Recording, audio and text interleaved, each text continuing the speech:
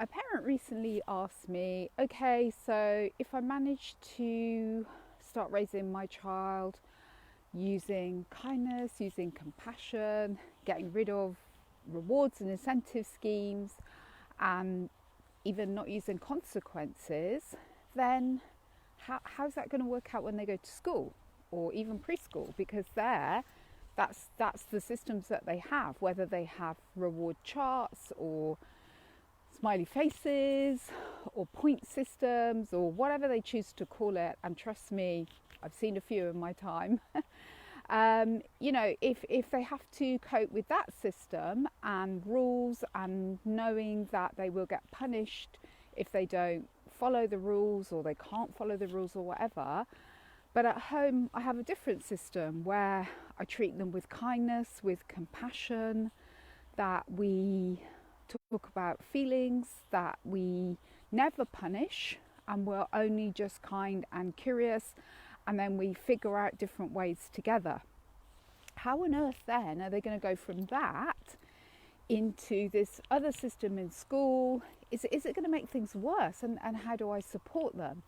And I also get a similar question when it comes to children who have to spend time with their absent parents. So it might be through divorce or separation that they're encountering a different style of parenting. And again, this can be really scary when you are very wedded to one way and you know full well that they're going to spend maybe a weekend with someone who's just going to do completely the opposite. And I mean, I had both these situations when I was bringing up my son. So how do we navigate this? Because it can seem impossible. It can seem like, well, why am I going to bother? Because really, is it going to make any difference? In fact, it can even be an excuse for not trying, if I'm honest.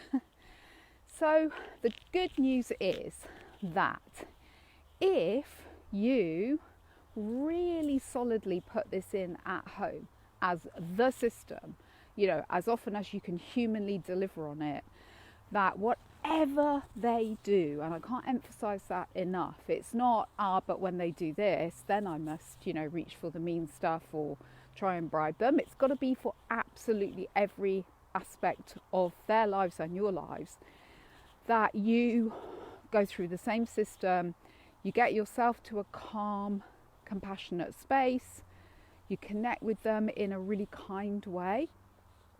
And that might take a really long time to bring them into that calm, compassionate space, depending on what's just happened and how they're used to being treated. It's not just going to be a flicker switch because you're calmer, they will instantly be calmer, although I have seen that, to be fair.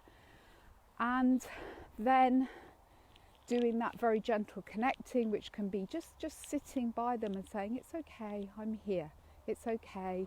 So not like the big video that's been doing the rounds on Facebook where the dad is sitting with this poor little child who's got no clothes on. I mean, whatever possessed anybody to put that out in social media. I have no idea where all the paedophiles hang out and know how to access these videos and put things onto them. Really ill thought through. Anyway, on that video you see the dad and he's just sitting there with the child, but honestly I can tell he is not emotionally present with that child. He's just doing it to show a technique. So really being connected means that you are breathing, you are grounding, you're checking in with them, really checking in with them. And that means through your body, not just, is it okay if I sit here? That's a really lovely question to ask. And it's more about, so it is about little check-ins with them, just not talking at them. So it's somewhere in between the two. But the more grounded you are, the better you'll be able to do it. Then when they start to seem to literally physically relax, then it's about exploring feelings. And that starts with them, whatever they've done. So we start with real kindness and real authentic curiosity about how they are feeling.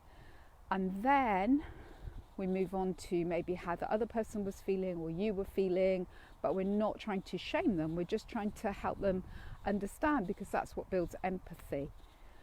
And then the final part, and that might happen a lot later, a hell of a lot later, we explore alternatives and, give them a little bit of information about how we do these things differently, because that's our job as parents. So let's be clear about that.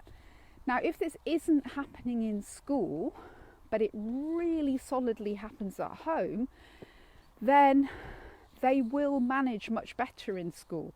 That's the reality. It won't be such a problem.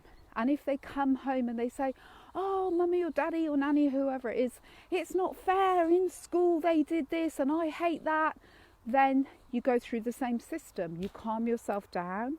You don't defend what's happened to them in school, defend the teachers, or say, oh yeah, they're really mean in school. That's not helpful, because if you're going to send your children there for at least 6 hours a day, like calling the adults mean there or whatever and setting your child against them is not going to help them. So it's following the same system, getting calm yourself, really helping them to be calm. And this is a very important point of really checking in with their feelings, and then asking them, I wonder if there's a way that could you manage it differently, because we know it's not okay for adults to shout, or actually anyone to shout, and we've worked out it causes all these big feelings. So we can't switch the adults down, unfortunately.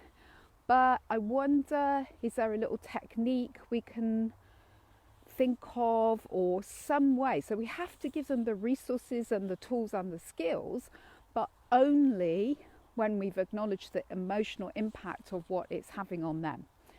So I hope that's helpful, and it's really focusing on you. It's always going to be about you.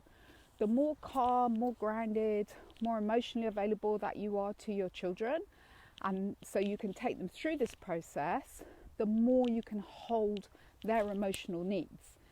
And it's really is about that fine line between not rubbishing school, if that is what's going to be their life for the next however many years, but really hearing their feelings about it, and then a little strategy, a little something they can do. It might be that they just place their hands on their heart and they breathe and they think of you, or something to get them through the moment.